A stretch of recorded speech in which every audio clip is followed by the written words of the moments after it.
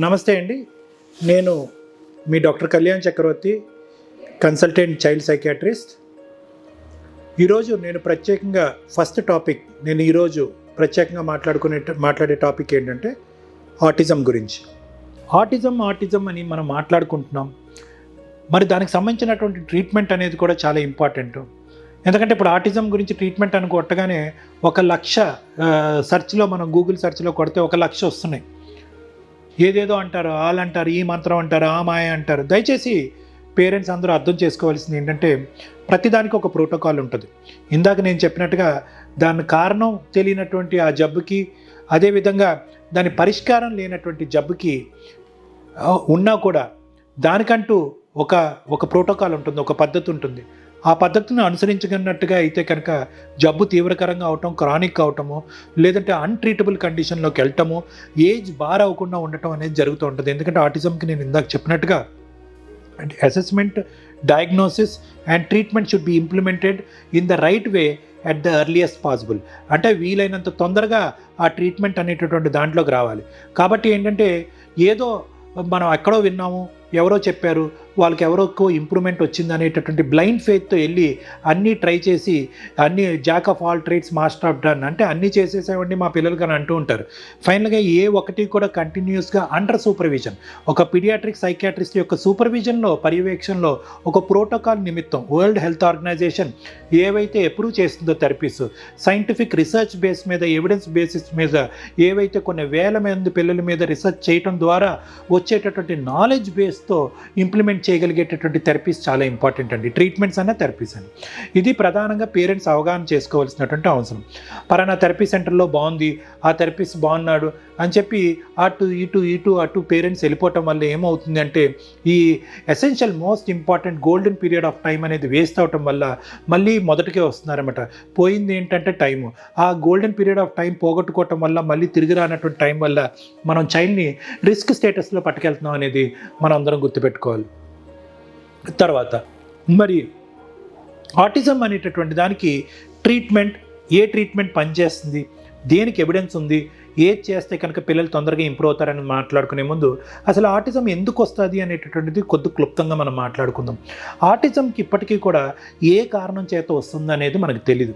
కొంతమంది vitamin B12 shorts అంటారు, కొంతమంది ఎక్కువ ఆక్సిజన్, హైపర్బారిక్ ఆక్సిజన్ అంటారు, కొంతమంది మసాజెస్ ఇవ్వటం అంటారు. సో కాబట్టి ఇప్పటికీ కూడా కొంతమంది ఫంగల్ అంటారు, కొంతమంది బ్యాక్టీరియల్ ట్రీట్మెంట్ అంటారు, కొంతమంది స్టెరాయిడ్ ట్రీట్మెంట్ అంటారు, కొంతమంది పోషక విలువైనటువంటి పదార్థాల లోపం అంటారు. కాదండి, ఏ ఒక్కటి కూడా మనం వీటన్నిటికీ టెస్ట్ చేస్తే కనుక ఏదో ఒకటి లోపం కనిపిస్తూనే ఉంటుంది. మనిషి అన్న వాళ్ళకి, పిల్లలకైనా పెద్దలకైనా మనం అన్ని రకాల టెస్టులు చేసినప్పుడు ఏదో ఒకటి లోపం అనేది కనిపిస్తూ ఉంటుంది. అది ఫంగస్ అయినా, బ్యాక్టీరియా అయినా, మినరల్ అయినా, విటమిన్ అయినా ఏదో ఒక లోపం కనిపిస్తూ ఉంటుంది. ఆ లోపం కనిపించింది అనేది వాస్తవం అయినా కూడా ఆ లోపం వల్ల ఆటిజం వస్తుంది అనేటటువంటి దానికి కొరిలేషన్ లేదు. అది మనం అర్థం చేసుకోవాల్సినది. సో ఎక్కువగా పేరెంట్స్ ఎక్కడ పక్కదోవని పడతారు అంటే కనుక అరే ఈ లోపం కనిపించింది కదా, బహుశా ఇదే కారణం అని చెప్పి అజ్యూమ్ చేసుకుంటారు. కొంతమంది డాక్టర్స్ కూడా అలాగే చెప్తూ ఉంటారు, కొంతమంది తెలియనటువంటి థెరపిస్టులు కూడా అలాగే చెప్తూ ఉంటారు. సో అది కరెక్ట్ చేసుకుంటూ పోతూ ఉంటారు అన్నమాట. 1 సంవత్సరం పాటు అది దానికే టైం కేటాయిస్తూ ఉంటారు. అరే అది దానివల్ల ఇది వచ్చిందని మీరు ఎలా అనుకుంటున్నారంటే వాళ్ళకి అర్థం కాదు. సో అక్కడ అలా టైం వేస్ట్ అవుతూ ఉంటుంది. సో కాబట్టి ఏంటంటే ఆటిజం అనేటటువంటి దానికి ప్రత్యేకంగా ఒక కారణం లేకపోయినా చాలా కారణాలు ఉన్నాయి అనేది గుర్తుపెట్టుకోవాలి. అంటే జన్యుపరంగా చాలామంది పేరెంట్స్ అంటూ ఉంటారు, మా ఇంట్లో ఎవరికి లేదు, మా ఇంట్లో ఎవరికి లేదని. మీ ఇంట్లో ఇమీడియట్గా మీకు కనిపించేటటువంటి మెంబర్స్లో లేకపోయినా కూడా ఎక్కడెక్కడో దగ్గర బంధువుల్లో కానీ, ప్రీవియస్ జనరేషన్స్లో కానీ ఎక్కడైనా ఉందా లేదన్నది మనం చెప్పడం కష్టం. ఒకటి జెనెటిక్, రెండోది ఎన్విరాన్మెంట్. ఎందుకంటే చాలామంది ఇప్పుడు ఈ మధ్యన వర్చువల్ ఆటిజం అంటున్నారు. అది అసలు ఒక పనికిరాని పదం, అది మనం వాడకూడదు కూడా. అంటే మొబైల్ గ్యాడ్జెట్స్ ఇవ్వటం వల్లే పిల్లలు కంటిన్యూస్గా ఇలా అయిపోతున్నారు అనేటటువంటి ఒక అపోహ. అలా కాదండి, అలా అయితే ప్రపంచం అంతా కూడా వర్చువల్ ఆటిజం వచ్చేసేయాలి. ఎందుకంటే ఎవరి చేతుల్లో ఉన్న ఫోను, ఎవరి ముందైనా టీవీ ఉంటుంది కదా.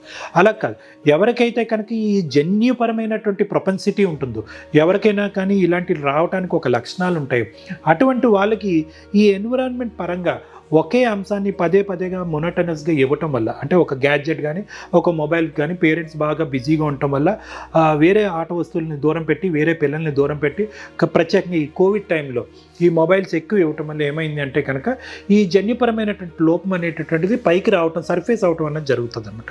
అప్పుడు ఏంటంటే పూర్తిస్థాయి ఆటిజం. సో అదొకటి.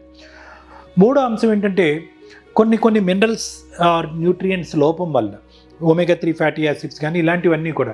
అంటే మరి ప్రత్యేకంగా అవే అంటే కాదు, ఇవి యూజువల్గా ఏంటంటే ఈ కాంబినేషన్లో ఎప్పుడైతే కనుక ఈ కాంబినేషన్ ఉంటుందో అప్పుడు ఆటిజం అనేది బయటకు వస్తుందని మనం చెప్పుకోవాలి. సో కాబట్టి ఏ ఒక్క అంటే క్రోమోజోమ్ 21, 23 మీద చాలా రీసెర్చ్ జరిగింది, చాలా క్రోమోజోమ్స్ మీద జరిగినాయి, కానీ అరే ఇదే కరెక్ట్గా ఇదే కారణం అని అనుకునే టైంకి మనకి అది కారణం కాదు అనేది వేరే రీసెర్చ్ ప్రూవ్ చేస్తుంది. సో ఇలా కన్ఫ్యూజింగ్ ఉండటంతో ఏంటంటే సైంటిస్టు రీసెర్చ్ చేసేటటువంటి వాళ్ళు పీడియాట్రిక్ సైకియాట్రిస్టే చాలా సందర్భాల్లో తర్జన భర్జనకు లోనై కన్ఫ్యూజ్ అవటం అనేది జరుగుతూ ఉంటుంది. ఇటువంటి పరిస్థితిలో ఒక కామన్ మ్యాన్, ఒక తల్లి తండ్రి ఒక బిడ్డవాడి యొక్క పరిస్థితిని చూసి ఆ బాధతో దానికి తక్షణమే ఏదో ఒక పరిష్కార మార్గం వెతకాలి అనేటటువంటి ఆలోచనతో ఈ ట్రీట్మెంటు ఆ థెరపీ అని చెప్పి 4 దిక్కులు పరిగెట్టడంలో ఆశ్చర్యం లేదు.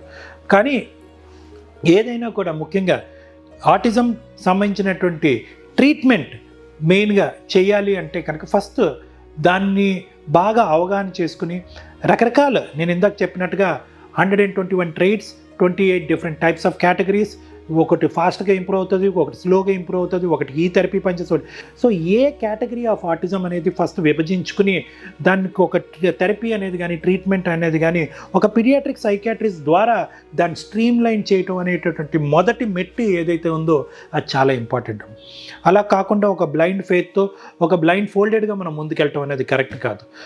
ఎందుకంటే పలానా అబ్బాయి ఆటిజంలో పలానా థెరపీ సెంటర్లో ఇంప్రూవ్ అయ్యాడు అంటే కనుక బహుశా అతను ఆటిజంలో ఉండేటటువంటి ఆ స్పెసిఫిక్ కేటగిరీకి, ఇందాక నేను చెప్పాను కదా 121 కేటగిరీస్, ఆ కేటగిరీకి అక్కడ ఉండే థెరపీ సూట్ అయిందనమాట. మిగతా అన్ని కేటగిరీస్కి అదే లూప్ హోల్లో అదే లైన్లో వెళ్ళటం వల్ల ఇంప్రూవ్మెంట్ పూర్తిగా కనిపిస్తుందా లేదా అనేటటువంటి చూడటం అనేది ప్రశ్నార్థకం. సో ఇది చాలా ఇంపార్టెంట్ సబ్జెక్ట్ అండి. సో ఎప్పుడైతే కనుక మనం అసెస్మెంట్, విభజన, డయాగ్నోసిస్, ట్రీట్మెంట్ ప్రోటోకాల్ అనేది పక్కడ్బందీగా ఒక నమ్మకమైనటువంటి చైల్డ్ సైకియాట్రిస్ట్ దగ్గరికి వెళ్ళి మనం అది చేస్తాము, ఆ తర్వాత జరిగేటటువంటి ప్రాసెస్ చాలా ఈజీ అయిపోతుంది అని చెప్పడమే నా ఉద్దేశం.